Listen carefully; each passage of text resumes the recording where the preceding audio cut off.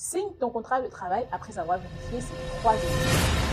Premièrement, il faut vérifier si ton contrat de travail comporte une clause de mobilité. La clause de mobilité est celle qui va permettre à ton employeur, s'il a besoin de toi sur un autre site qui n'est pas forcément celui sur lequel tu travailles actuellement, de pouvoir te muter, te transférer sur ce site sans forcément avoir besoin de ton accord préalable. Deuxièmement, il faut vérifier si ton contrat ne comporte pas une clause dite d'exclusivité ou une clause de non-concurrence. La clause d'exclusivité, c'est celle qui va t'empêcher de travailler pour une autre boîte ou même pour toi-même lorsque tu es encore en poste, pendant l'exécution du contrat de travail. Alors que la clause de non-concurrence est celle qui va t'empêcher de pouvoir exercer une autre activité concurrente à celle que tu fais actuellement à la fin de ton contrat de travail.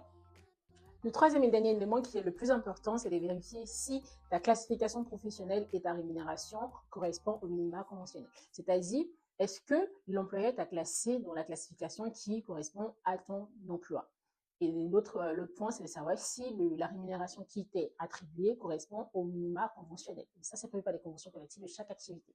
Si tu as vérifié tous ces 3 points assez phares du contrat de travail, alors tu peux signer ton contrat de travail. Si cette vidéo t'a plu, alors n'hésite pas à liker et à t'abonner pour ne rien rater des prochaines vidéos. Bisous, à bientôt!